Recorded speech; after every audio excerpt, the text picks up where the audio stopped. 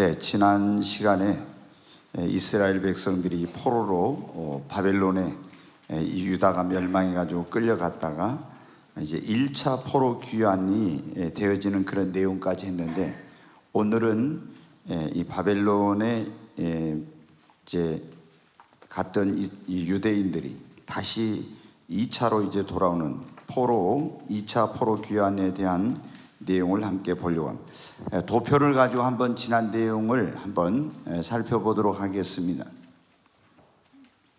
네, 여러분 이제 보시면은 북쪽에 있는 이스라엘, 이 이스라엘의 남북으로 갈려진 북쪽에를 이스라엘, 남쪽에를 유다라고 했는데, 이 북쪽에 있는 이스라엘은 호세아라는 왕 때 이 북왕국인 이스라엘은 아수르에 멸망을 하고 아수르의 포로로 끌려갔어요, 많이.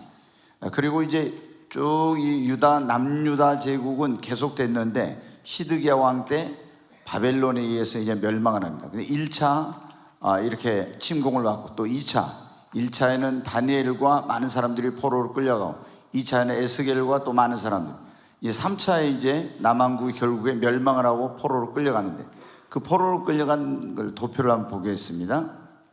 네, 여기 이제 보면은 먼저 북쪽에 이스라엘은 사마리아가 수도라겠습니다. 여기 10지파가 이제 중심이 되어 북쪽에 이스라엘 나라를 세우고 있었는데, 여기 멸망을 해서 이렇게 니느웨, 그 당시 세계 최고의 강대국인 니느웨의 아수르에 이제 이쪽으로 이제 멸망을 당해 포로로 끌려갔어요. 그 아수르의 수도가 이제 니느웨인데, 여기 이제 보면 북이스라엘 10지파 BC 722년, 그러니까 예수님 오시기 주전 722년에 이제 멸망을 했다는 거예요. 그리고 나서 이제 쭉 남쪽에 있는 유다는 예루살렘을 수도로 하고 있었는데, 3번에 걸쳐서 바벨론의 포로로 끌려갑니다. 이제 이 바벨론이 새로운 세계의 강자가 되었어요. BC 605년에 다니엘과 그 친구들이, 그리고 많은 그런 귀족들이 이때 포로로 끌려갑니다. 그리고 이제 다시 2차 침공을 받았어요. BC 597년에 에스겔과 또 많은 사람이 또 이때 이제 포로로 끌려가요. 3차는 586년에 결국에 이 남유다가 완전히 바벨론에 의해서 멸망을 당하고, 성전이 불타고 예루살렘 성벽도 완전히 해파돼서 나라 자체가 이제 없어져 버리는, 이러한 전 세계에 이제 그래서 이 하나님의 선민이 디아스포라로 흩어지게 되는 이런 일이 이제 벌어지게 됩니다. 그런데 하나님께서 말씀하시기를 70년이 지나면 포로로 끌려간 이스라엘 백성들이 다시 돌아오게 될 것이다, 에레미야 선지자를 통해서 예언의 말씀을 주셨어요. 근데 정말로 70년이 되니까 이 바벨론이 그 안에 멸망을 하게 돼요. 메데바사라고 나오죠. 페르시아 제국에 의해서 멸망을 당하게 돼요. 그리고 페르시아의 바사라고 하는데, 이 페르시아의 왕인 고레스가 포로로 끌려간 유대인들에게 다시 예루살렘으로 올라가서 하나님의 성전을 재건하는 그런 조서를 내립니다. 한번 뒤에 보겠습니다. 네, 여기 보면 이제 아까 그 내용이 반복되고, 1차 포로로 끌려가는 내용이죠. 다니엘과 세 친구와 많은 사람이 바벨론 포로로. 2차는 597년에 에스겔을 통해서, 에스겔뿐만 아니라 이 왕과 왕후와 신복들, 또 용사 1만 명, 성전의 보물과 왕국의 보물, 다 이런 것들을 가져가고 비천한 자들만 남겨놓고 시드기야를 왕으로 세워놓습니다. 그 다음에 이제 3차 바벨론에 포로 끌려갈 때는, 이때는 나라가 완전히 어떻게 돼요? 시드기야 왕도 포로가 되어서 끌려가고, 두 아들은 죽임을 당하고, 예루살렘은 멸망을 당하고, 하나님의 성전도 완전히 파괴되고, 그 성전에 있던 그릇들도 다 가져가게 됩니다. 이제 완전히 이때 나라가 망하게 이제 된 것이죠. 한번 넘겨보겠습니다. 네, 이거 말고 그 그림 있죠. 성전 여기 보면 이제 이렇게 포로로 끌려갔던 유대가 다시 이제 바벨론에서 귀환을 합니다. 근데 1차는 536년, 2차는 458년, 3차는 BC 444년에 3번에 걸쳐서 이제 돌아와요. 물론 돌아오지 않고 여기에 남아있는 그런 사람들도 있어요, 끝까지. 그런데 이제 1차 포로 귀환은 지난번에 여러분 보았죠. 수룹바벨에 의해서 에스와와 수룹바벨이 4만 9천 몇백 명을 데리고 돌아오게 됩니다. 근데 그게 목적이 뭐냐 그러면은 하나님의 성전을 재건하기 위한 것이죠. 이방의 왕이었던 바사의 그런 고레스 왕에게 하나님께서 조서를 내려서 유대인들이 다 돌아가도록 해라. 성전 건축할 사람, 그리고 가는 사람들의 금은 보화 이런 걸 다 주도록 하라고.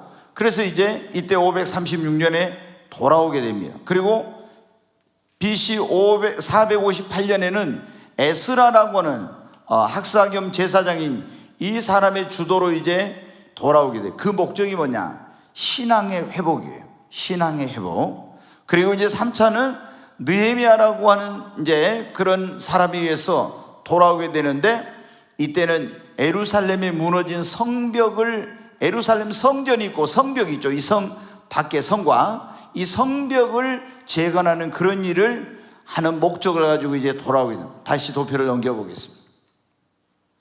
네, 여기 보면 이제 나오죠. 1차 포로기한 536년 수르바벨과 에스와에 의해서 나오는데, 성경으로는 에스라서 1장부터 6장까지 나옵니다. 1차 기환에 성전 공사를 하는데 굉장히 이제 성전 공사가 중간에 중단되기도 했죠. 그래 이제 성전이 어떻게 완공되는지 에스라서 5장부터 6장에 나와요. 그 다음에 2차 포로기환은 에스라에 의해서, 오늘 이제 우리가 살펴보고자 에스라 7장부터 10장까지 나오는데, 여기 보면 에스라가 돌아와서 이제 통회하며 기도하는 내용, 그리고 신앙의 회복을 하는 이런 내용들이 나오고, 3차는 느헤미야가 이제 성벽을, 무너진 예루살렘 성벽을 재건하기 위해서 돌아온 내용이 느헤미야서 전체에 나오고 있습니다. 자, 뒤로 또 넘겨보겠습니다. 여기 보면 이제 나오죠. 언제 돌아오냐? 바사왕 고레스 원년, 그러니까 고레스가 왕이 되는 그 해에 수르바벨과 에스와에서 예루살렘 성전을 재건하기 위해서 49,897명이 돌아와요. 그 다음에 이제 2차 기간 에스라이에서 이때는 아닥사스다 제7년에 신앙의 회복을 위해 1754명, 또 그 가족과 이런 쭉 사람들까지 하면 약 9,000명이 돌아오게 됩니다. 3차는 444년에 이 아닥사스다 20년에 느헤미야에 의해서 예루살렘 성벽을 재건하기 위해서. 근데 이때 사람들이 몇 명이 돌아왔다 이런 내용은 없어요. 또 있나요? 한번. 여기 보면 이제 1차 여기 나오죠. 귀한 성전 공사를 하는 내용이. 근데 이제 굉장히 반대가 심해가지고 성전 공사를 중단하고 있었죠. 그랬더니 학개와 스가랴 선지자를 통해서 하나님이 빨리 성전 공사를 재개해라. 아무리 그때는 자기 집을 짓고 뭐 씨를 뿌리고 이런 거 해도 다 여러분 안 되었어요. 하나님의 성전 공사 안 하고 자기 집은만 아름답게 하고 농사를 짓고 목축을 하는데 다 안 되는 거예요. 그런데 하나님께 말씀하시기를 성전 공사를 재건하면은 내가 너에게 복을 주겠다. 그래서 이것은 너의 힘으로 능력으로 되는 것이 아니라 나의 영으로 되느니라. 그래 했더니 어떻게 성전을 완공하게 되었습니다. 2차 이제 귀환은 여기 보면 나오죠. 에스라와 1745명, 54명 이렇게 나오는데, 여기 보면 지금 에스더서가 여기에요. 에스더. 그러니까 지금 여러분이 이거를 이제 이렇게 쭉 도표를 보여드리는 것은, 에스더라는 성경이 바사의 이 에스더가 바사 제국의 왕비가 됐죠. 근데 어느 시기에 됐는지 이걸 잘 모르죠. 근데 이때 여기 보면 나오잖아요. 이 에스더가 이렇게 지금 에스라가 귀환하기 바로 직전에 에스더가 왕비가 되는 그런 사건이 있었어요. 그리고 이제 에스라가 사람들을 데리고 돌아오게 됩니다. 근데 이제 와서 보니까 너무 이게 백성들이 죄를 짓고 막 상태가 엉망이고, 그래서 통회하고 그리고 신앙의 회복을 하는 이런 내용. 느헤미야서는 이렇게 성벽을 재건하는 그런 일을 하게 된 겁니다. 뒤에 또 있나요? 다 됐어요? 네. 자, 오늘 거기 내용을 한번 다시 보겠습니다. 거기에 서론으로 되어 있는 부분 우리 한번 같이 읽겠습니다. 좀 띄워주세요. 거기 서론. 네, 같이 읽습니다. BC 537년 수르바벨의 인도하에 1차 포로기환이 있은 지 80년 만에, 그리고 BC 516년 예루살렘 성전이 재건된 지 58년 만, BC 458년에 에스라의 인도로 바벨론 2차 포로기환이 이루어졌다. 이 포로기환이 있기 전 바사에서는 하만의 주도하에 유대인의 대학살 계획이 세워졌으나 모르드게와 에스더의 간절한 기도로 구원의 역사가 일어난다. 그 후에 에스라는 고국의 소식을 듣게 되고 귀환을 결심한다. 여기 보니까 이제 스룹바벨이 돌아온 지 80년, 그리고 성전을 재건한 지 몇 년 만에 58년 만에 에스라의 인도로 2차 포로 귀환이 이루어지는 거예요. 그러니까 1차 포로 귀환이 이제 고레스가 하나님의 성전을 지을 사람들로 올라가라고 하는데, 그때 어떻게 돼요? 이미 70년 동안 바벨론 땅에 있으면서 거기서 결혼도 하고 삶의 터전을 잡은 이런 사람들이 성전을 지으러 올라가는데도 우리는 안 가겠다 하고 거기 많은 사람들이 머물러 있었어요. 그런데 이제 에스라가 그 조국에 이제 대한 그런 소식을 들은 거예요. 어떤 소식을 듣게 되었냐 그러면은, 성전을 재건하고 지금 하나님께 예배를 제대로 드리고 신앙생활을 제대로 해야 될 하나님의 백성들이 엉망이라는 거예요. 지금 세속화되고 예배도 제대로 안 드리고 이방인들과 통혼을 하고 이런 소식을 듣게 된 거예요. 그래서 에스라는 그때 바사 제국에서 굉장히 높은 지위에 있었고 왕과도 아주 친분 있고 왕의 총애를 받는 그런 자리에 있었는데, 그런 모든 안락한 생활을 다 포기하고 내가 예루살렘으로 가서 다시 하나님의 사람들의 신앙을 회복하는 일을 해야 되겠다, 이런 결심을 하고 올라오게 된 것입니다. 네, 그런데 이제 그 일이 있기 전에 하만이, 여러분 아시죠? 이 에스더가 왕비가 돼요. 와스디라고는 원래는 왕비가 있었는데, 그 와스디가 왕이 잔치를 벌일 때 오라고 하는데 오지 않아가지고 결국 폐위를 당하게 되고 새로운 왕비로 에스더가 됐는데, 그때 모르드게는, 이 에스더의 사촌인 모르드게는 그 수상궁에, 페르시아 지역의 수도인 수상궁에서 이 궁궐의 이제 경비병이었어요. 그런데 하만이라는 아주 교만한 그런 총리가 있었는데, 그 사람이 입고를 하고 퇴거를 할 때 절을 하지 않아서 이 하만이 이 모르드게에서 대해서 알아보니까 유대인이라는 거예요. 그래서 모르드게만 죽이면 이건 안 되겠다. 그래서 모든 바사 지역에 있는 유대인을 멸하기로 하는 이런 계획을 세웠었죠. 근데 그때 어떤 방법이 없었어요. 그런 조서가 이미 공포도. 그래서 3일 동안 모르드게와 에스더와 온 유대인들이 금식하고 기도하고, 에스더가 왕의 부름이 없는데 어제내 나가면 금호를 내밀지 않으면 죽는데, 죽으면 죽으리라고 나가서 어떻게 자기 민족을 위하여 왕에게 이제 간청을 해가지고 그 민족이 구원받는 역사가 일어났습니다. 근데 이제 그런 사건이 지금 있었다는 거예요. 그리고 나서 그 뒤에 에스라가 이 조국의 소식을 듣고 돌아와야 되겠다, 이런 결심을 하고 이제 사람들을 다시 예루살렘으로 갈 사람들을 모집해 가지고 돌아오게 되는 내용이 2차 포로 귀환입니다. 자, 그러면 이제 오늘 나오고 있는 이 에스라에 대해서 좀 알아보겠습니다. 에스라의 이제 족보가 나오는데, 이 사람은 뭐냐면 제사장 가문이에요. 아론의 16대 손입니다. 그러니까 아론이, 여러분 아시죠? 대제사장이었죠. 그래서 대제사장 그 가문의 16대 손. 그러면 이 사람은 어떤 인물이냐? 에스라서 7장 6절에 있는 거기 말씀에 한번 보겠습니다. 7장 6절 같이 읽습니다. 이 에스라가 바벨론에서 올라왔으니 그는 이스라엘 하나님 여호와께서 주신 모세 율법에 익숙한 학자로서 그의 하나님 여호와의 도움을 입음으로 왕에게 구하는 것은 다 받는 자이더라 그랬죠. 여기 보면은 에스라에 대해서 나오는데, 이스라엘 하나님 여호와께서 주신 모세 율법에 익숙한 학자로서, 그런데 이 에스라는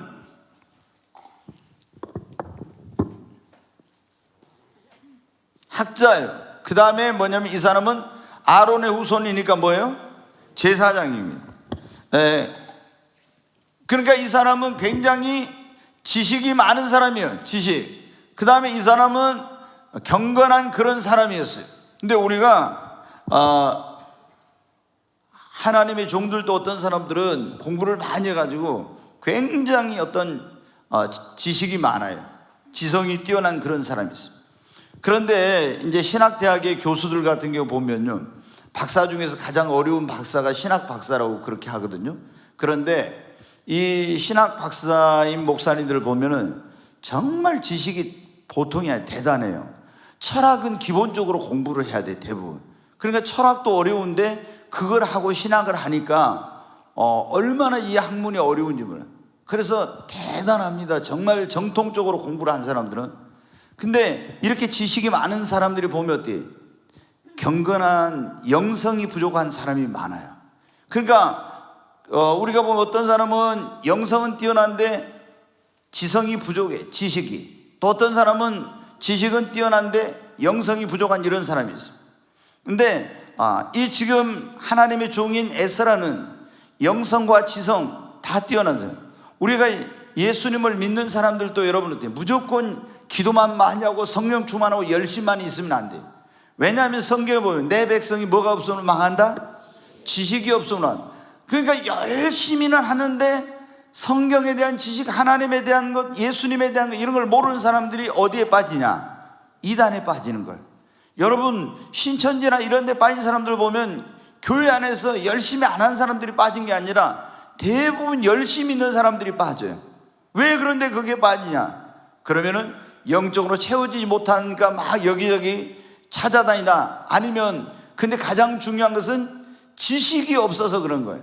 아니 이만희가 이게 하나님의 보낸 구원자라고 하면 이거를 말도 안 되는 건데 지식이 없으니까 그 비유풀이에 넘어가지고 이만희를 구원자로 믿고 이만희한테 완전히 맹종하는 그런 삶을 사는 거예요. 자기의 인생을 다 바치는 거예요. 얼마나 어리석은 거예요. 근데 이런 것은 지식이 없어서 그런 거예요. 예, 특별히 여러분, 그래 주의 종들도 열심히 기도하고 성령 충만해야 되지만은 다 뭐냐면 이걸 이제 주의 종들은 갖춰야 된다. 지성과 영성과 인성을 갖춰야 된다 그래요. 어떤 사람은 성령 충만해. 그런데 인격적으로 있잖아요. 굉장히 잘못됐어. 그러니까 제가 보면 성령 충만한 목사님들 같은 경우 예전에 무슨 큰 기도원을 만들었던 이런 목사님 종로에서 이 조폭 두목이었어요. 근데 그 사람이 예수님 믿고 은혜를 받아가지고 기도원을 크게 차렸어요. 지금도 그 아들이 이제 기도원을 하고 있는데, 그런데 막 강단에서 성도들한테 말로 할 수 없는 그런 막 욕을 해. 여러분 막 그러면서 사람들을 굉장히 억압하고 해요. 이것은 굉장히 합당하지 못한 거예요. 예수님을 여러분 봐보십시오. 얼마나 예수님이 인격적인가. 네. 그러니까 어떤 사람이 막 이렇게 영성이 뛰어나다 할지라도 굉장히 대단한 막 어떤 능력이 나타나고 한다 할지라도 그 사람이 인격이 안 돼 있으면 이거는 굉장히 신령한 사람이 아닌 거예요. 근데 우리는 그 사람에게 대단한 성령의 능력만 나타나면은 대단한 사람으로 생각하고 막 거기 가서 맹종하듯이 이렇게 하는 경우가 있어요. 근데 반드시 우리가 어때야 돼요? 지성과 영성과 인성이 균형을 이루고 조화를 갖죠. 그 어떤 사람은 기도만 열심히 하고 성경은 안 읽어. 그러면 안 되죠. 성경도 매일 읽고 매일 기도하고 그리고 예수 그리스도를 본받아야 됩니다. 아멘. 근데 여기 오늘 나오고 있는 에스라는 이런 영성과 지성과 이런 것들이 균형을 이룬 그런 사람이라는 거예요. 네, 특별히 여기 우리 이제 전도사님들이나 목사님들이 있는데 어떻게 돼요? 열심히 그래서 정말 공부해야 됩니다. 그리고 열심히 기도해야 되고 자신의 그런 어떤 것을 깨뜨리고 예수님을 닮아가기 위해서 날마다 여러분 어때요? 몸부림쳐야 돼요. 그렇지 않고 어떻게 돼요? 어떤 사람이 기도만 많이 해가지고 막 성령 충만의 능력 나타나면은 이 성도들을 갖다가 자기 종처럼 막 이렇게 하는 거예요. 반말 찍찍하고 뭐 너무 막 비인격적으로 대하는 거예요. 왜 그래요? 그거는 올바른 성숙한 게 아니에요, 여러분. 그런데 그런 것을 모르니까 성도들이 또 거기서 막 매어가지고 벗어나지도 못해. 네, 여러분, 우리가 이 에스라에 대해서 나오는데 에스라는 이런 부분에서 율법에 익숙한 학자요 또 경건한 제사장이었다는 거예요. 자, 그가 이제 예루살렘으로 귀환한 목적이 나오는데 에스라 7장 10절 한번 보겠습니다. 같이 읽습니다.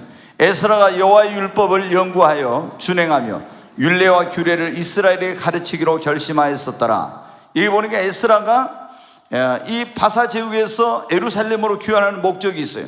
여호와 율법을 연구하여 자기가 준행하며 자기가 먼저 그 말씀을 행하고 그 다음에 그 율례와 규례를 이스라엘에게 가르치기로 결심했다는 거예요. 우리가 여러분 어떻게 돼요? 예수님도 그렇게 우리에게 지상 명령이라는 명령을 주셨죠. 너희는 가서 모든 족속을 제자로 삼아 아버지와 아들과 성령의 이름으로 세례를 주고 내가 너에게 분부한 모든 것을 가르쳐 지켜 행하게 하라겠죠. 아멘. 근데 여러분, 가르치는 사람들이 우리가 항상 조심해야 될 것은 자기는 행하지 않고 상대방에게만 가르치면 안 되는 거예요. 내가 먼저 그 말씀대로 살려고 그렇게 하면서 다른 사람이 가르쳤는데 자기는 전혀 그런 말씀대로 살려고 안 하면서 가르치는 그 가르침 받는 사람들한테만 당신 기도하라고, 자기는 기도도 안 하면서, 자기는 성령 충만하지도 못하면 성령 충만하라고, 자기는 뭐 헌신도 안 하면서 헌신 안 하고, 이거는 말이 안 되는 거예요, 여러분. 그렇잖아요? 근데 이 에스라는 못해. 자기 자신부터가 먼저 그 하나님 말씀을 연구해 가지고 준행하고 율례와 규례를 하나님의 백성들에게 가르쳐서 그들이 하나님을 바르게 섬기고 신앙생활을 바르게 하도록 해야 되겠다, 이렇게 했다는 거예요. 자, 그 다음에 이제 어떤 사람들이 그때 에스라와 함께 올라왔는지 나오는데 한번 보겠습니다. 아닥사스다 왕 제7년에 이스라엘 자손과 제사장들과 레위 사람들과 노래하는 자들과 문지기들과 느디님 사람 중에 몇 사람이 예루살렘으로 올라올 때, 자, 이제 어떤 사람들이 같이 올라왔는가 나오죠. 이스라엘 자손 제사장과 레위 사람들과 노래하는 문지기들과 느디님 사람 중에 몇 사람이, 많은 사람이 올라온 건 아니었어요. 1754명 왔다고 했잖아요. 그래 이제 이런 사람들이 함께 이제 올라오게 된 거예요. 그러니까 귀환하기까지 기간, 거기만 보겠습니다. 거기 9절을 한번 보겠습니다. 첫째 달 초하루에 바벨론에서 길을 떠났고 하나님의 선한 손에 도우심을 입어 다섯째 달 초하루에 예루살렘에 이르니라. 어디 계산을 한번 잘 하시는가 봐요. 첫째 달 초하루에 출발해가지고 다섯째 달 초하루에 예루살렘에 이르렀어요. 얼마 걸렸어요? 몇 달요?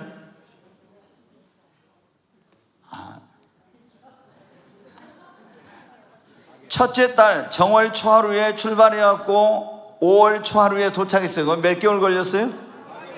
4개월요? 4개월 걸렸죠? 그렇죠. 4개월 걸렸어요. 근데 여기 보니까 어떻게 정월 초하루, 첫째 달 초하루는 정월 초하루에 바벨론 길을 떠났는데 하나님의 선한 손에 도우심, 여러분 보면은 하나님의 선한 손에 도우심, 하나님의 손이, 이런 말이 많이 나와요. 제가 이제 이걸 보너스로 하나님의 손, 이런 게 나와. 여러분, 하나님이 손이 있어요, 없어요? 있어요? 하나님은 영이신데 어디가 손이 있어요? 하나님의 이게 손이라는 것은 진짜 하나님의 손이 도우셨다, 하나님의 손이 어쨌다, 이런 말이 있죠. 그런데 하나님이 진짜 손이 있는 게 아니에요. 이 하나님의 손이란 말은 하나님의 능력, 하나님의 보호하심, 이것을 표현하는 그런 용어입니다.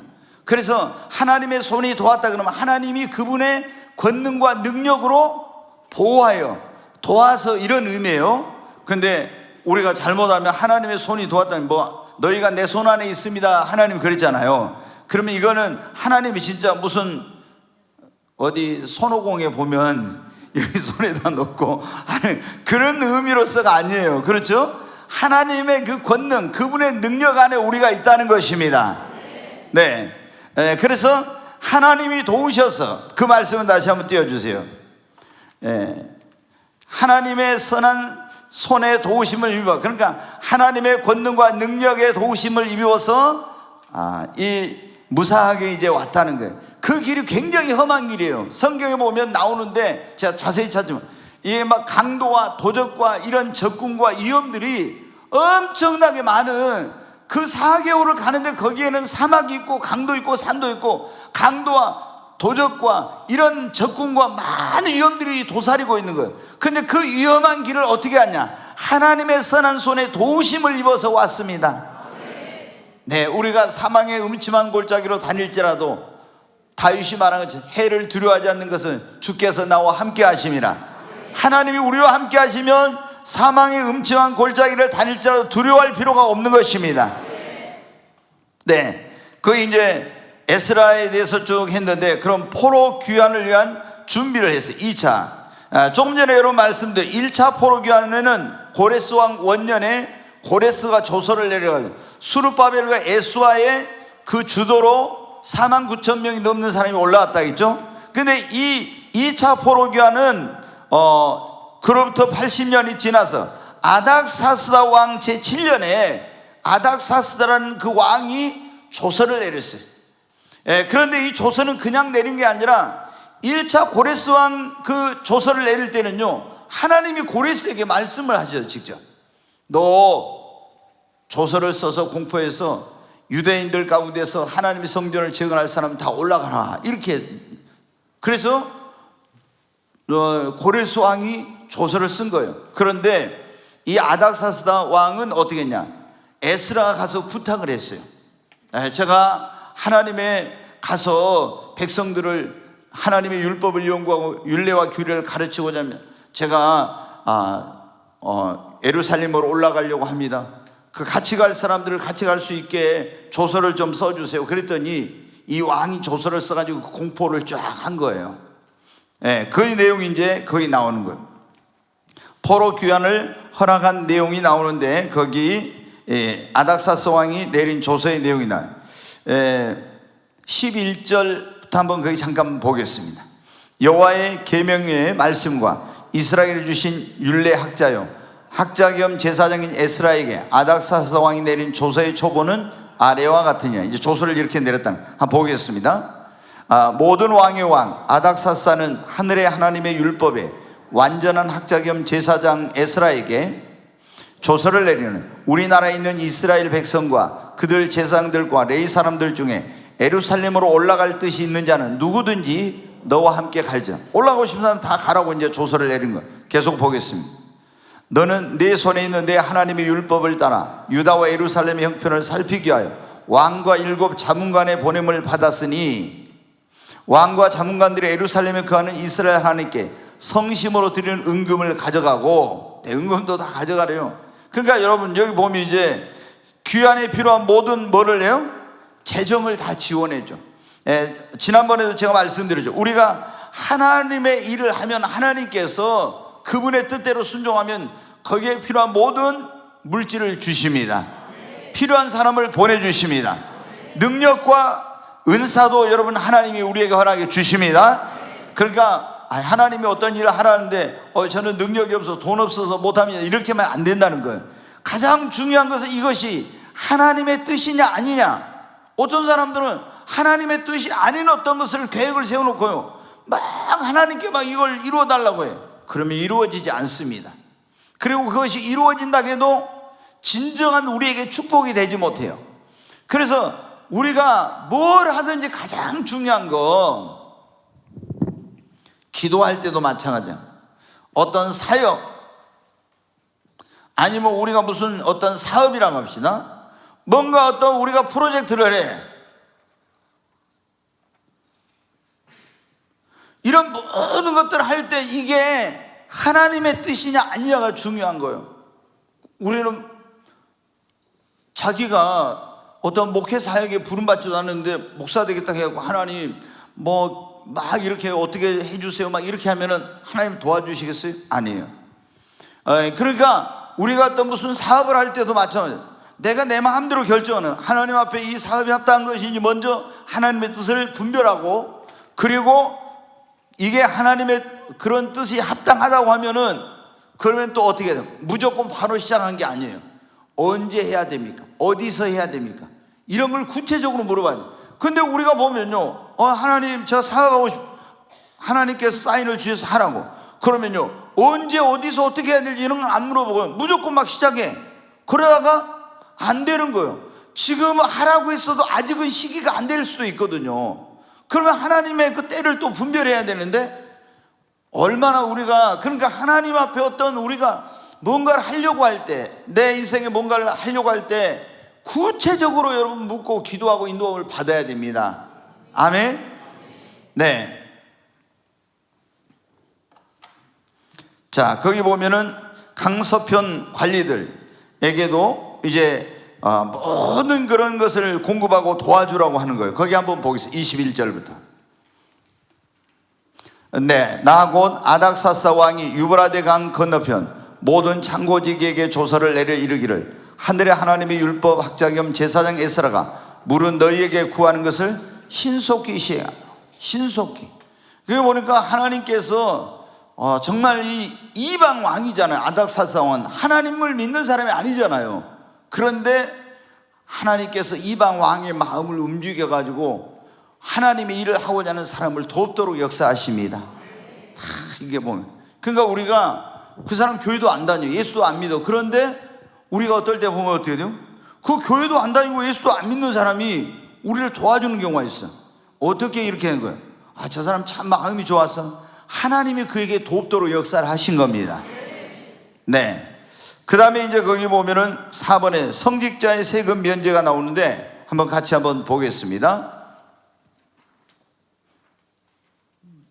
내가 너희에게 이르노니 제사장들이나 레위 사람들이나 노래하는 자들이나 문지기들이나 느디님 사람들이나 혹 하나님의 성전에서 일하는 자들에게 조공과 관세와 통행세를 받는 것이 옳지 않으니라 하였노라. 여기 보면은 우리나라도 어떻게 얼마 전까지 몇 년 전까지만 해도 뭐가 없었어요?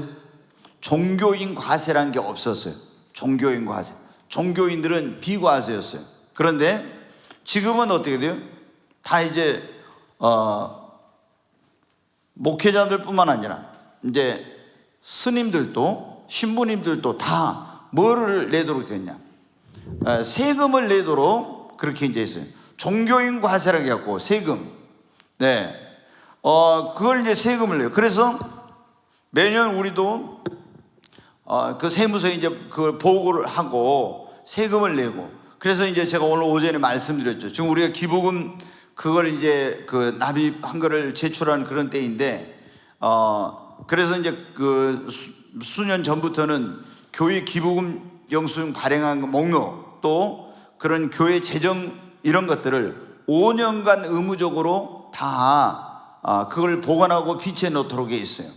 만약에 이걸 어겨가지고 제대로 안 됐을 때는 벌금을 물리고, 그리고 이제 만약에 기부금을 허위로 그 증명을 발행했거나 또 제출한 사람은 굉장히 거기에 대한 엄청난 그런 과태료를 물고 이렇게 이제 돼 있죠. 그래서 근데 이게 이제 처음에 이게 도입될 때 굉장히 우리나라에서 논란이 많았어요. 왜? 쭉 수십 년 동안 지금까지 이게 종교인은 그냥 목사든 신부든 스님이든 세금을 안 내고 있었는데, 그런데 이제 세금을 내야 된다 이런 어떤 사회적 그런 것들이 공론화되다 보니까 교회에서도 자발적으로 이제 대형교회 목사님들 중심으로 이제 세금을 내는 이런 일이 생겨났죠. 그래서 지금은 이제 보편화되는 그런 경향인데, 여기 보면 지금 세금을 어떻게 돼요? 안 내. 근데 원래는 이게 이제 지금 뭐 다른 나라에 보면 세금을 안 내는 경우가 거의 많아요. 왜? 이게 이제 이중과세 그런 어떤 의미가 있다 해가지고. 근데 여기 이방의 왕인데도 불구하고 세금을 면제하라 이런 내용이 지금 나오고 있는. 자, 에스라 함께 올라온 사람들 거기 보면 쭉 명단이 나옵니다. 그리고 이제 에스라가 올라가려고 하면서 딱 봐보니까 뭐가 있냐면 이 봉사할 사람이 너무 부족한 거예요. 그래서 그 봉사자를 이제 모집하는 그런 내용이 나오는 에스라서 8장 15절부터 한번 보겠습니다. 같이 읽습니다. 내가 무리를 아하로 흐르는 강가에 모으고 거기서 3일 동안 장막에 머물며 백성과 제사장들을 살핀 주 그 중에 레위 자손이 한 사람도 없는지라. 계속 보겠습니다. 이에 모든 족장고 엘리에셀과 아리엘과 스마야와 엘라단과 야립과 엘라단과 나단과 스가랴와 무슬람을 부르고 또 명철한 사람 요아립과 엘라단을 불러 가시바 지방으로 보내어 그곳 족장 이또에게 나아가게 하고, 이또와 그의 형제고 가시바 지방에 사는 느디님 사람들에게 할 말을 일러주고 우리 하나님의 성전을 위하여 섬길 자를 데리고 오라 했더니, 여기 보면 이제 이제 아하강이라고는 아하로 강가에 모여가지고 거기서 이제 사람들을 데리고 올라오는데 봐보니까 어떻게 성전에 가서 봉사할 사람이 아무나 봉사하는 게 아니에요. 그때는 제사장과 레위만 할 수가 있거든요. 근데 그 사람들이 없는 거예요. 야, 이거 안 되겠다. 그래서 지금 성전에 가서 봉사할 봉사자를 찾아가지고 지금 오도록 하는 이런 내용이 있습니다. 여러분, 우리가 이 성전이 오늘날로 하면 이걸 뭐를 의미합니까? 교회를 의미하죠. 그러니까 우리가 하나님의 교회 안에는 많은 여러분 봉사자들, 일꾼이 있어야 됩니다. 네, 그러니까 우리가 제가 늘 말씀드리지만 교회 안에 일꾼이 있고 그 다음에 뭐가 있다 했어요? 말꾼. 네, 그 다음에 모르겠어요? 구경꾼이 있어요. 근데 이 구경꾼이나 말꾼이 되면 안 되고 뭐가 돼야 돼요? 일꾼이 돼야 되면 우리가 일꾼이 돼야 돼. 근데 일꾼이, 하나님의 교회는 지금 성전에 이걸 제대로 하려면은 봉사자들이, 일꾼들이 있어야 하는데 일꾼이 없으니까 일꾼을 구하러 가잖아요. 저도 매일 기도하는 것 가운데 하나님, 저희 교회에 일꾼을 보내달라고 기도를 해요. 먼저 가장 첫 번째 기도가 영혼 구령의 열정을 가진 일꾼, 그 다음에 하나님 앞에 세계 선교에 대한 비전을 가진 일꾼, 그리고 중보기도의 삶을 가지고 일할 수 있는 일꾼, 그리고 또 하나님 앞에 하나님이 주신 그런 각종 재능과 은사를 가지고 헌신, 봉사, 충성할 그런 일꾼, 또 남녀 많은 주의 종로로 소명을 받은 그런 일꾼들, 뭐 이제 더 구체적으로 하면 어린이주일학교, 중고등부, 청년, 대학부, 장년, 노년회까지 각 이런 일꾼들을 보내다. 그 다음에 차량봉사, 주차봉사, 청소, 식당봉사, 환경관리, 조경, 또 건물관리, 뭐 이런 거 다 구해요, 제가. 그러면서 하나님 앞에 이제 기도하는 거예요. 왜? 일꾼이 부족하니까. 여러분, 이제 제가 교회 성장을 공부했는데 보통 교회에서 일꾼은 얼마예요? 이 교회를 움직이는 그런 사람들이 10%예요. 10%. 그 교회가 얼마나 더 역동적인 교회가 되고 건강한 교회가 되느냐 하는 것은 성도들이 얼마나 많이 일꾼으로 세워져서 주를 위해서 일하느냐에 달려있어요. 근데 대부분이 뭐냐면 새벽 기도가 어느 정도 나오냐면은, 새벽 기도는 그 교회에 출석 교인의 10분의 1이 거의가 새벽 기도 나와요. 그러면 100명이면은 출석이 한 10명 나오고, 500명이면 50명 나오고, 이 정도밖에 안 나와요. 그리고 이제 그 숫자가 얼마나 늘어나느냐, 또 교회가 500명이면 일하는 사람은 50명밖에 안 돼. 근데 이게 더 모두가 우리가 구경꾼이 안 되고 일꾼이 돼야 되는데, 그래야 여러분 어때요? 하나님의 교회가 정말 그런 어떤 하나님의 일을 제대로 할 수 있는데, 여러분들이 그냥 교회를 왔다 갔다만 하면 안 돼요. 제가 늘 말씀드리죠. 아무런 봉사도 안 하면 육신적으로는 편합니다. 그런데 하나님 나라가 상급이 없어요. 그 다음에 여러분의 믿음이 성장이 안 돼요. 내가 믿음이 성장하려면 주의 일을 해야 돼. 여러분 보십시오. 자, 우리 여기 오상순 권사님이 주일날 와서 예배 드리고, 그리고 이제 바람같이 사라져. 그리고 전혀 안 나타나. 예를 들어, 그러면 믿음이 성장이 안 돼요. 근데 여기서 밥도 먹고 차도 마시고 교제를 해야 돼요. 그리고 또 부딪히는 일도 있어요. 내가 그러면서 깨지고 변화되고 이렇게 되는 거예요. 나가 그냥 예배만 드리고 딱 가면 누가 부딪힐 것도 없죠. 내가 얼마나 깨져야 되고 변화되는지 이런 것도 몰라. 그런데 주일학교를 지금 하고 있죠. 그럼 주일학교 하면 어떻게 해요? 주일날 아침에 일찍 일어나서 애들 데리러 가야 됩니다. 막 눈 올 때, 비 올 때 힘들죠. 그리고 그 아이들을 위해서 매일 기도하죠. 아이들에게 분반한 말씀을 가르쳐야죠. 그럼 내가 그냥 이렇게 안 가르칠 때는 어때요? 듣고 잊어버려도 아무 상관없어요. 그런데 아이들에게 가르치려면 어떻게 돼요? 명확하게, 정확하게 알아서 가르쳐야 되거든요. 그럼 공부를 해야 되고 준비를 해야 되고, 그러면서 자신이 어떻게 돼요? 성장해 가는 거예요. 그리고 내가 이 전도하고 양육한 아이들 속에서 여러분, 거기서 빌리그레함이 나올지, 무디가 나올지, 스펄전이 나올지, 우리가 조용기가 나올지 어떻게 알 수 있습니까? 내가 깜짝 놀랄 수 있는 거예요. 나는 아무것도 한 것이 없다고. 근데 우리 권사님이 그 가르치는 아이 가운데서 위대한 하나님의 종이 나왔어. 그래가지고 엄청난 사람을 주님 앞으로 인도했어요. 그러면 하나님 앞에 갔을 때 어떻게 돼요? 자기는 아무것도 한 것이 없다고 했는데 어마어마한 상을 받는 거예요. 아멘. 네, 우리 모두 하나님의 쓰임받는 일꾼이 되십시다. 그 다음에 이제 이런 지금 포로 귀환의 준비를 하는데, 그 준비 가운데 가장 중요한 준비 가운데 하나가 뭐냐? 그러면 지금 이제 아닥사상이 조서를 내렸죠. 또 함께 올 사람들을 모았죠. 또 봉사자들도 이제 모집했죠. 그리고 나서 무조건 가면 되는 것이 아니라 뭐를 합니까? 이제 강가로 가서 기도를 해요. 자, 8장 21절부터 한번 보겠습니다. 같이 읽습니다. 그때 내가 아하 강가에서 금식을 선포하고 우리 하나님 앞에서 스스로 겸비하여 우리와 우리 어린아이와 모든 소유를 위하여 평탄한 길을 그에게 간구하였으니, 계속 보겠습니다. 이는 우리가 전에 왕에게 아뢰기를 우리 하나님의 손은 자기를 찾는 모든 자들에게 선을 베푸시고 자기를 배반하는 모든 자에게는 권능과 진노를 내리신다 하였으므로 길에서 적군을 막고 우리를 도울 보병과 마병을 왕에게 구하기를 부끄러워하였습니다. 그러므로 우리가 이를 위하여 금식하며 우리 하나님께 간구하였더니 그의 응낙하심을 입었느니라. 아멘. 네, 여러분, 우리가 여기서 꼭 기억해야 되는 건, 무슨 일을 하든지 내가 그 사업을 한다 이거. 그럼 사업을 위한 모든 준비를 다 했어도 사업을 시작하기 전에 해야 될 거 뭐가 있어요? 기도예요. 여러분, 여러분이 어떤 것을 하든지 간에 뭐보다 앞서지 말아라? 기도보다 앞서지 말아라. 반드시 기도한 다음에 해야 됩니다. 지금 이거를 우리가 이 원칙을 잊어버리면 안 돼요. 이 에스라가 이제 조서도 내렸죠. 또 뭐 다 거기에 필요한 거 금은 보화도 막 공급해 줬죠. 건너편에 가면 필요한 걸 다 해주라고 왕이 또 내렸죠. 그 다음에 올라갈 사람들도 모집했죠. 봉사자들도 데려왔죠. 준비는 완전히 끝났어요.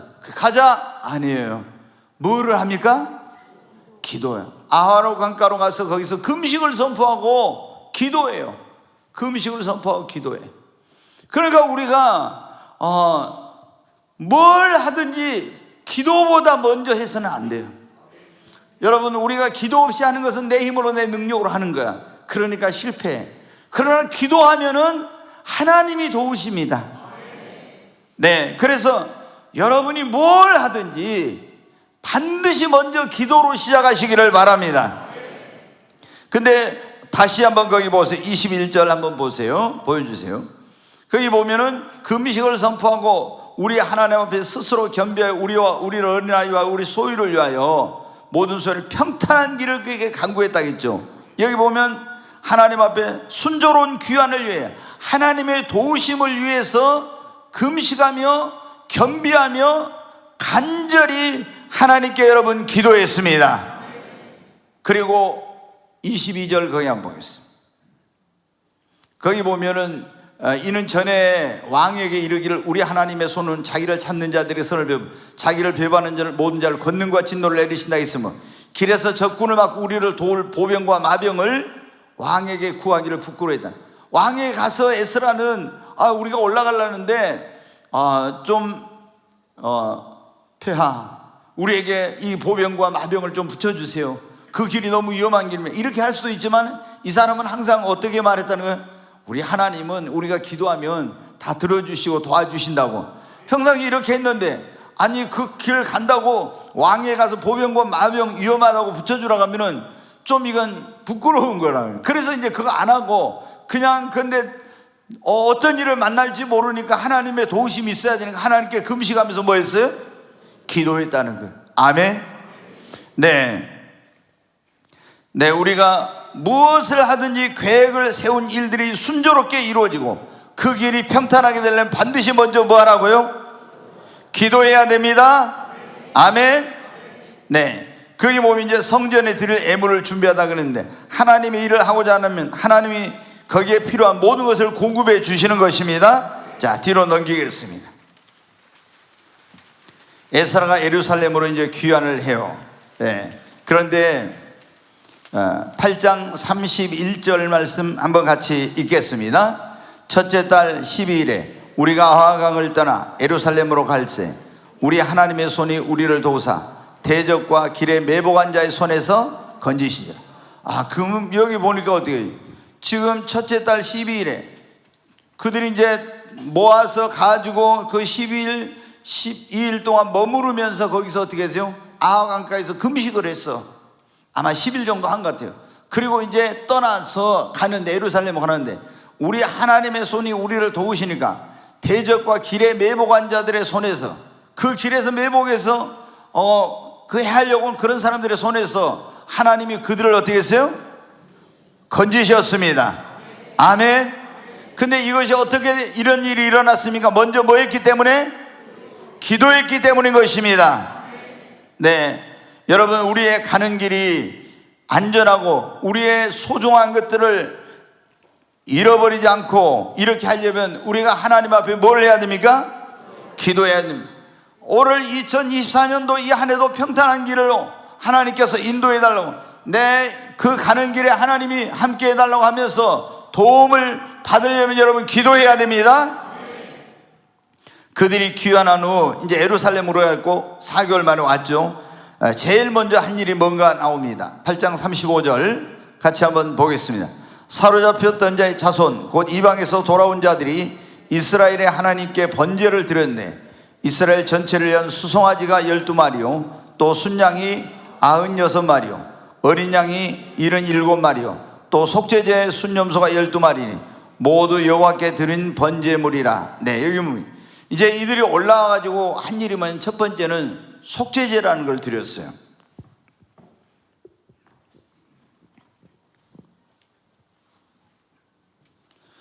네, 이제 두 가지 그 제사를 드렸는데, 하나는 이제 뭐냐면은 속죄제,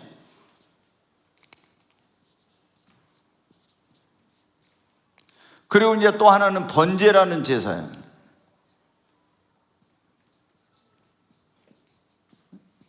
이게 번제.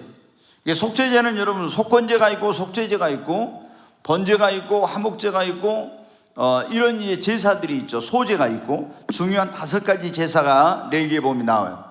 근데 이제 속죄제는 뭐냐 그러면은 내가 죄를 지었을 때 그 죄에 대해서 속함을 받기 위해서 속죄 제물을 가지고 하나님 앞에 제사를 드리는 거예요.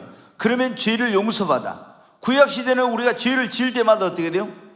양이나 소나 비둘기나 그 사람의 경제력에 따라서 부자이면 소를, 아니면 양을, 이런 걸 가지고 가서 속죄제를 드려. 가난한 사람은 비둘기 이런 걸 가지고 가서 속죄제를 드려. 왜?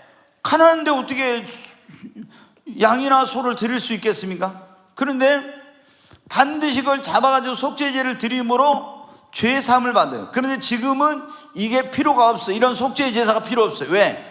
하나님의 어린 양으로 이 땅에 오신 예수님께서, 보라 세상 죄를 정하는 하나님의 어린 양으로, 그 예수님이 우리의 모든 죄를 지고 십자가에서 단번에 영원한 속죄 제사를 드렸기 때문입니다. 그래서 그럼 우리는 죄를 지으면 어떻게 돼요? 예수님이 십자가 흘린 보혈의 피로 우리가 죄를 속함을 받기 때문에, 주님 내가 이런 죄를 지었사오니 주의 보혈로 나의 죄를 속하여 주시고 깨끗게 해 주옵소서. 이러면은 예수의 피로 속죄함을 얻는 것입니다. 네. 그런데 우리가 이 번제는 뭐냐? 하나님 앞에 헌신하는. 그러니까 지금 에스라가 와서 이 제사를 드린 것은 여기 있는 백성들이 죄를 많이 지었어. 그래서 하나님 앞에 속죄 제사를 드리고 그동안 하나님을 떠나서 있었는데 다시 하나님 앞에 헌신하겠다는 그런 의미로서 번제의 제사를 드린 거예요. 로마서 12장에 보면 너희 몸을 하나님이 기뻐하시는 거룩한 산 제사의 제물로 드리라. 이는 하나님이 기뻐하시는 그런 영적인 그런 제사라고 이렇게 나와 있죠. 너희 몸을 하나님이 기뻐하시는 거룩한 산 제사의 제물로 드리라고. 이게 바로 뭐야? 헌신의 제사, 번제를 말하는 거예요. 자, 거기 당시에 돌아왔을 때 백성들의 상태가 어떤 상태였는가 한번 거기 보겠습니다. 에스라서 9장 1절 2절 같이 한번 읽겠습니다. 이 일 후에 방백들이 내게 나와 이르되 이스라엘 백성과 제사장들과 레위 사람들이 이 땅 백성들에게 떠나지 아니하고 가나안 사람과 헷 사람들과 브리스 사람들과 여부스 사람들과 암몬 사람들과 모압 사람들과 애굽 사람들과 아모리 사람들의 가증한 일을 행하여, 여기 보니까요, 아니 거의 나도 이제 문제가 뭐냐 그러면은 바벨론에서 80년 전에 돌아왔잖아요. 돌아온 그들이 이제 한 20년 넘어서 걸려가지고 뭐를 지었어요? 성전을 건축을 했어. 성전 건축하고 나서 그때 스룹바벨과 에스와와 이런 학계 스가랴 선지자들이 있을 때 이들이 그때는 하나님을 잘 섬기고 신앙생활을 잘했어요. 그런데 스룹바벨이 죽고 예수아가 죽고 학계와 스가랴 선지자도 다 죽고 나니까 이 사람들이 어떻게 돼요? 누군가가 이들에게 바르게 하나님의 말씀을 가르쳐 줄 그런 지도자가 없는 거예요. 그러니까 이 백성들이 어때요? 그때부터 여기 나오죠. 그 가나안 땅에 살고 있는 가나안 족속들, 헷 족속, 브리스 족속, 여부스 족속, 암몬 족속, 모압 족속, 애굽 이런 사람들하고 어떻게 해요? 그들의 행위를 본받아서는 가증한 것을 다 그들. 그러니까 여러분을 영적으로 바르게 지도해 줄 그런 지도자를 만나지 못하면 어떻게 했냐? 세속화돼. 그래서 세상의 그런 어떤 것들을 본받고 쫓아가게 되면 교회를 다니면서도 그런 거하고 똑같은 그런 일이 벌어져요. 그리고 이제 어떤 일이 2절에 보겠습니다. 그들의 딸을 맞이하여 아내와 며느리로 삼아 거룩한 자손이 그 지방 사람들과 서로 섞이게 하였는데 방백들과 고관들이 이 죄에 더욱 으뜸이 되었다 하는지라. 보니까 여기 뭐였어요? 또 이 사람들이 그들의 딸을 맞이해서 아내와 며느리로 삼았다는 거예요. 자, 바벨론에서 돌아왔는데 아마 여자들은 많이 안 돌아오고 생각할 때 남자들만 많이 돌아왔는가 봐요. 그러면 이제 결혼을 해야 되잖아요. 그런데 결혼을 해야 되는데 원래 하나님의 백성들은 이방이라고 하면 된다 안 된다? 유대인들은 절대 하나님의 선민은 이방이라고 해서는 안 된다 했어요. 오직 그 하나님을 믿는 사람하고만 해요. 우리가 아는 대로 솔로몬 왕이 이방의 공주들을 데려다가 자기 아내로 삼았다가 하나님께 징계와 심판을 받고 우상숭배 온 나라가 우상숭배 천지가 돼버렸잖아요. 그러니까 절대 그렇게 해서 안 되는데 이 사람들이 이방 여자들을 자기 아내로 삼고 며느리로 삼고 이런 일이 벌어진 거예요. 그래가지고 이제 우상숭배도 하고 이제 이 하나님의 백성들이 완전히 안 믿는 사람하고 똑같이 이러게 된 거예요. 그러니까 여기 이제 우리 나오지만은 다행인데 우리 자매들이 어디 가고 다 없나? 이제 청년들에 빨리 전도를 많이 해야 돼. 왜냐하면은 예전에 우리 지금 구성원이 너무 바뀌었어요. 코로나 이전에는 우리 청년들이 너무 많았어요.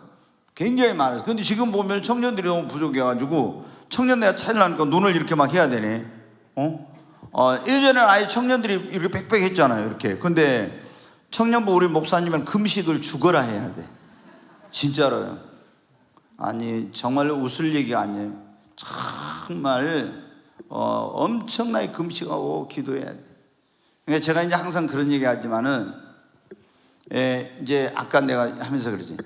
목회자는 영성과 지성과 인성을 갖춰야 한다. 근데 우리 성도님들도 마찬가지예요. 제가 셀 리더를 세우잖아요. 그럼 셀 리더가 열심히 하면 되는 게 아니라 기도 많이 하고 그 다음에 내가 성령 충만하고 그릇이 돼요. 그러니까 그 그릇의 분량만큼 되는 거예요. 그러니까 목사님들도 열심히 사역만 뛰어다니면 안 되고 자기 자신이 성장을 해서 자기의 분량을 키워야 돼요. 그래야 그만큼 사역이 성장해 가는 거지. 아무리 열심히 뛰어다녀도 기도 안 하고 공부 안 하고 이런 어떤 지적인 게 부족하면 절대 성장이 안 되는 거예요. 사역도. 그래서 우리 청년 같은 경우 지금 열심히 정말 해야 돼요. 우리 정말 많이 왔었잖아요. 학생들이 얼마나 청년들 대학생들이 많이 왔으면 지금 더 분발해야 돼. 여기 이제 보면은 지금 조금 전에 내가 그걸 결혼에 대해서. 자, 우리 청년들이 만약에 이쪽에도 다 안 보이네. 다 저쪽에가 누구 보이나? 노효숙 이제 내가 봤어. 청년 찾기가 이렇게 어려워. 이거 큰일이네. 이거 노효숙이 이제 결혼할 나이에 있습니다. 지금 근데 노현석이 어떻게 돼? 안 믿는 남자하고 결혼해봐봐. 안 믿는 남자가 결혼해갖고 그 집이 시댁이 제사도 지내고 시대도 지내고 이렇게 한다고 해봐요. 그러면 어떻게 돼요? 굉장히 어렵죠. 그렇지 않아요? 굉장히 어려워. 왜냐하면은 아니 뭐 그런 제사 지낸 날 오라 하잖아요. 또 시제 지낸다 오라 하죠. 안 오면은 집안에서 굉장히 갈등이 생기고 엄청난 어려움을 당하죠. 그러니까 근데 여기 보면 지금 어때요? 그리고 신앙의 유선을 거기에서 남편과 사이에 자녀가 태어난 이 아이를 교회 제대로 보내기 어려워요. 그리고 신앙의 유산을 아브라함의 하나님이 이삭의 하나님, 이삭의 하나님이 야곱의 하나님이 되고 요셉의 하나님 돼야 되는데 이게 안 돼요. 이게 굉장히 어려워. 그래 반드시 어떻게 돼요? 구약에만 그런 것이 아니라 신약에도 예수 믿는 사람들이 너희는 믿지 않는 자와 멍에를 같이 매지 말라겠죠. 어찌 믿는 자와 믿지 않는 자와 같이 멍에를 해? 의와 불법이 함께 할 수 없고 하나님과 벨리알이 같이 할 수 없고 그렇게 나왔잖아요. 그래서 반드시 이것은 지금도 마찬가지. 예수님 믿는 사람은 믿는 사람하고만 해야 됩니다. 근데 이 백성들의 상태가 이렇게 지금 스룹바벨, 예수와 학계, 스가랴 이런 선지자들 떠나고 난 다음에 완전히 세속화되고 가증한 일을 본받게 되고 이방인과 통혼하는 이런 가운데 있었다는 거예요. 이야, 그러니까 이 소식을 희미하게 듣고 에스라가 빨리 올라야 되겠구나 하고 올라와서 보니까 너무 상태가 심각한 거예요. 그래서 에스라가 그 백성들의 죄를 하나님 앞에 대신해서 통회하고 자복합니다. 거기 내용 9장 3절부터 한번 보겠습니다. 같이 읽습니다. 내가 이를 두고 속옷과 겉옷을 찢고 머리털과 수염을 뜯으며 기가 막혀 앉으니 이에 이스라엘 하나님의 말씀으로 말미암아 떠는 자가 사로잡혔던 이 사람들의 죄 때문에 다 내게로 모여오더라. 내가 저녁 제사 드릴 때까지 기가 막혀 앉았더니 여러분 이제 이건 뭐냐면은 여러분이 우리 성도님들 좀 그걸 들어요. 대속을 위한 중보회개예요. 중보회개기도. 그러니까 우리 예를 들어서 내가 사랑하는 사람이 부모님이나 이런 분들이 예수님을 모르잖아요. 그러면 뭐를 해? 우상숭배를 해. 우상숭배하면 성경에 몇 대까지 저주를 받아요? 크게 하죠. 3, 4대의 저주를 받아요. 그러면 그게 하나님이 가장 싫어하는 것 가운데 하나가 뭡니까? 우상숭배예요. 10계명의 1계명이 뭡니까? 나 외에 다른 신을 섬기지 말라. 2계명은? 2계명이 뭐예요? 이제 쉽게 얘기해요. 2계명이 우상숭배를 하지 말라는 거예요. 우상숭배.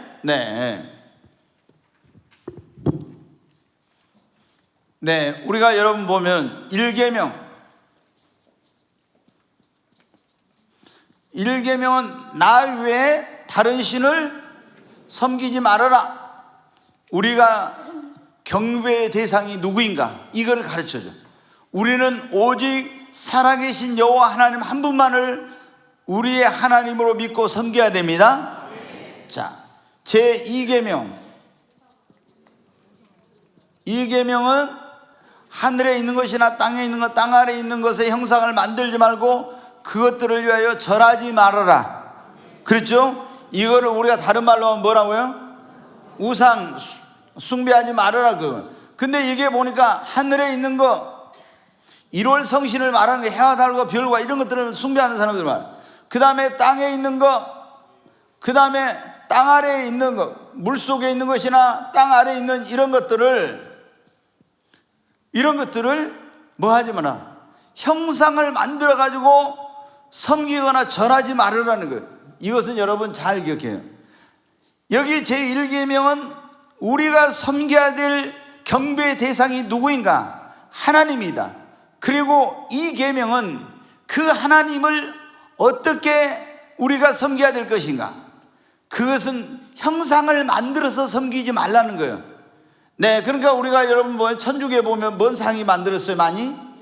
예수상을 많이 만들어요. 이거는 우상 숭배하고 똑같은 거예요. 마리아상을 만들어 가지고 숭배하죠. 하나님은 영이시라 이 하나님이 여러분 어때? 형상이 없어. 그렇기 때문에 하늘에 있는 것이나 땅 안에 있는 것, 땅 아래 있는 걸 만들어가지고 그걸 절하지 말라는 거예요.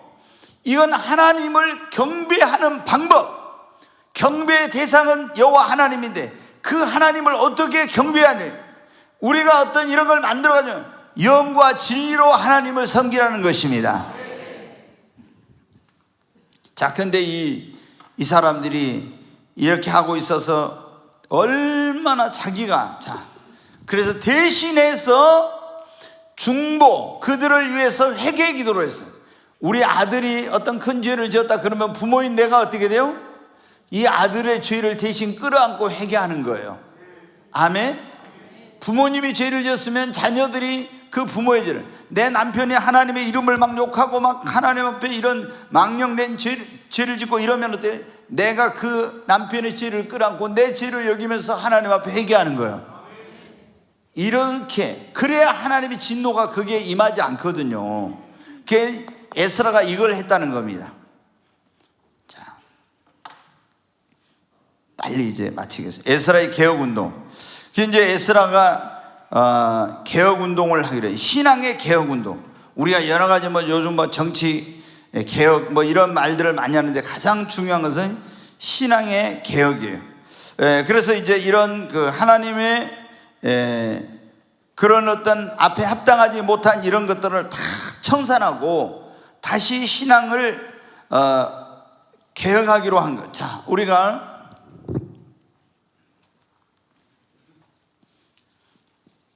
종교 개혁이라고 있어요. 제가 이제 수요일 날 사도행전 끝나면은 교회사에 대해서 이제 좀 강의를 공부를 하려고 그래요. 수요일 날 사도행전 강해 설교가 끝나면 이제 곧 끝나게 되죠. 지금 26장까지. 왜 그러냐? 그럼 교회 다니는 사람들이 교회사가 이거 어떻게 돼가지고 됐는데 이걸 모르니까. 근데 교회 역사에 보면 뭐가 있냐면 종교개혁이라는 게 있어요. 종교개혁. 근데 원래 이렇게 순수했던 기독교가 나중에 변질돼요. 그러니까 콘스탄틴이라는 로마의 황제가 AD 313년에 기독교를 국교로 이제 공포를 해요. 그래가지고 안 믿는 사람들이 다 막 왕이 황제가 교회 나가니까 다 따라 나가서 모든 실권을 다 장악을 해요. 그리고 로마는 원래 굉장한 그런 우상을 숭배하는 이교 국가인데 그런 다른 신을 섬기는 이런 모든 애식이 기독교계 안에 그대로 다 들어와 버려요. 그래가지고 거기서 어떻게 돼요? 기독교가 변질된 기독교가 돼요. 그래서 교황제도도 만들고 별별 게 이제 다 만들어져. 근데 마틴 루터는 그 천주교의 로마 카톨릭의 신부였는데 거기 보니까 이게 잘못돼 있어. 그래서 이제 그 잘못됐다는 것을 지적해갖고 개혁운동을 해서 종교 개혁이 시작돼가지고 우리가 오늘날 말하는 이 지금 개신교 있죠. 천주교도 원래 기독교라고 하죠. 우리가 기독교 하면은 천주교와 개신교를 말하는데 천주교는 원래 진정한 기독교가 아니에요. 우리 개신교를 그 사람들이 뭐라면 프로테스탄트라고 그래요. 그 말은 뭐냐면 반항자다 그런 뜻이에요. 천주교에서 반항해가지고 나온 사람들이. 그러니까 우리가 개혁을 위해서 신앙이 변질됐으니까 다시 회복해야 되겠다 개혁해가지고 나온 게 뭐냐면 오늘날의 여러분 기독교라는 거예요. 그러니까 천주교하고는 완전히 본질적으로 달라요. 근데 이걸 모르니까 천주교는 큰 집이고 우리는 작은 집이고 그게 아니에요. 근데 이때 완전히 신앙이 잘못된 거예요. 에스라가 보니까. 그래서 이 신앙을 개혁해야 되겠다. 다시 새롭게 해야 되겠다. 이렇게 이제 개혁운동을 시작을 한 것입니다. 근데 여러분 우리가 이 개혁운동을 시작할 때 여기 이제 나오는데 제일 먼저 한 일이 뭐냐면 그 잘못된 것을 척결하는 거예요. 그러니까 여러분 우리도 하나님 앞에 새롭게 되려면 제일 먼저 해야 될 일이 뭐냐면 우리의 삶에 잘못된 것들을 다 끊어버리고 하나님 앞에 철저히 회개하는 것입니다. 네, 이제 그걸 하는 거예요. 그걸 하기 위해서 두 번째는 이제 백성들과 언약 그런 어떤 걸 하도록 하고 그 다음에는 성회를 열어. 큰 집회를 열어. 그래가지고 예루살렘 하나님의 성전 앞에 광장에 다 모여서 이제 이런 성회를 벌이면서 그러니까 이스라엘 백성들이 전에 미스바 성회를 한 것처럼 성회를 하면서 모든 불의한 것들을 잘못된 것들을 척결하기로 이렇게 결의를 합니다. 그리고 이 이방 여인과 결혼한 사람들, 그리고 그 사이에서 태어난 아이들은 회개만 그냥 말로만 한 게 다 내보내기로 한 거예요. 여러분, 이게 얼마나 어려운 거예요. 자, 여러분 한번 보세요. 지금 우리는 그렇지 않지만은 여러분이 만약에 예수님을 믿는 사람인 안 믿는 사람하고 결혼을 했어. 그런데 제가 여러분에게 이제 안 믿다가 결혼한 이후에 믿는 사람은 상관없겠지만, 내는 믿었는데 안 믿는 사람하고 내가 해가지고 아이가 태어났어. 근데 안 믿는 남편이나 아내를 내보내고 자식도 내보내라고 한다고 해봐요. 얼마나 그게 어려운 일이겠어요. 그런데 에스라랑 그때 유대인들이 그 안 믿는 이방 여인을 다 며느리와 아내를 내보내고 거기서 태어난 자식들도 다 내보내는 이런 일을 하게 된 거예요. 굉장히 아주 이게 어려운 일인데, 진정한 회개는 그러니까 말로만이 아니라 실천적 행동이 따라야 되는 거예요. 내가 하나님 앞에 어떤 잘못을, 하나님 내가 죄를 지었으면 잘못했으면 용서해 주세요. 그렇게 하고 나서 어떻게 돼요? 삶에 아무런 변화가 없다면 그건 진정한 회개가 아닌 겁니다. 네. 그래서 이 사람들은 말로만 회개하는 거예요. 실천적 행동이 따르는 그런 회개를 했다는 거예요. 근데 그때 반대하는 사람들도 있었어요. 꼭 어디든지 여러분 보면 어때요? 성전을 지을 때도 그렇고 뭘 하든지 보면은 반대하는 사람이 있죠. 그러나 이런 것들을 두려워해서는 안 되는 것이죠. 네. 우리가 이런 걸 우리말로 뭐라고요? 뭐 무서워서? 네? 구더기 무서워서 장모당, 이런 거하고 똑같은 거예요. 그렇죠? 네. 그거 무서워하면은, 그러니까 우리가 하나님 일을 할 때 100%라는 건 없어요, 여러분. 제가 하나님께 이런 걸 받았으면 우리 이렇게 합시다 해도 여러분 가운데도 100% 찬성하지 않아요. 근데 이거 하면은 저 장로님이 반대할 것 같아, 저 권사님이 싫어할 것 같아. 목사가 있잖아요. 사람 눈치 보면 어떻게 돼요? 아무것도 못해. 하나님이 하라고 하면 믿음으로 나가야 돼. 네, 굉장히 어려운 일인데 에스라는 과감하게 했어요. 왜? 그것이 민족을 살리는 것이거든. 그리고 거기에 보면 이제 이방인들과 결혼하는 사람들의 명단이 나오는데, 에스라의 신앙 개혁 운동의 그 핵심은 뭐냐면 신앙을 회복하는 겁니다. 하나님의 백성의 신앙을 회복하는 것. 그러면 하나님의 백성의 신앙을 회복하는 데서 제일 먼저 해야 될 일은 뭐냐? 하나님과의 관계를 가로막고 있는 잘못된 것을 회개하고 제거하는 겁니다. 아멘. 자, 우리가 지금 코로나 이후로 굉장히 지금 우리 신앙이 많이 침체됐어요. 그럼 다시 하나님과 우리의 신앙을 회복해야 됩니다. 그럼 먼저 하나님 앞에 우리가 잘못된 것을 청산하고, 그리고 회개하고 청산하고, 그 다음에 두 번째는 회복을 위해서 기도해야 됩니다. 그리고 예배를 회복해야 신앙이 회복됩니다. 네, 여러분, 우리가 이렇게 신앙이 회복되어야 그 다음에 가정이 회복되고 사업이 회복되고 물질이 회복되고 건강이 회복되고 다른 것이 회복되는 역사가 일어나는 것입니다. 어떤 사람은 거꾸로 해. 물질을 회복하고 가정을 회복하고 먼저 이런 걸 절대 회복이 안 됩니다. 여러분이 이 우선순위를 잊어버리면 안 돼요. 먼저 하나님과의 관계, 신앙을 여러분이 회복하시기를 바랍니다. 그러면 여러분의 건강도 회복되고 물질도 회복되고 가정도 회복되고 사업도 회복되고 삶의 회복의 역사가 일어나게 되는 것입니다. 자, 에스라가 바벨론에서 돌아온 이유가, 가장 중요한 이유가 이스라엘 백성들이 뭐를 위해서? 신앙의 회복을 위해서. 성전은 지어졌지만 신앙의 회복이 안 된 거예요. 그래서 이제는 신앙의 회복을 위해서 돌아온 거예요. 우리가 여러분 어떻게 지금 해야 될 코로나 이후에 가장 해야 될 중요한 일이 뭐냐면은, 코로나로 여러분 우리가 예배도 제대로 드리지 못하고 이러면서 얼마나 많은 성도들의 신앙이 지금 침체되어 있습니까? 우리가 신앙을 회복해야 됩니다. 그래야 이 한국 교회가 회복이 돼야 이 나라 경제도 회복이 될 줄로 믿어요. 그러잖아요. 우리가 대한민국이라는 나라가 이렇게 잘 살게 된 것은 이 나라에 영적인 부흥이 있었기 때문에 하나님의 축복이 이 땅에 임한 것입니다. 이 나라가 사는 거 그거예요. 여러분, 우리도 개인적으로도 마찬가지예요. 먼저 우리의 신앙이 회복되고 교회가 회복될 때 우리의 삶의 모든 영역이 회복될 줄로 믿습니다.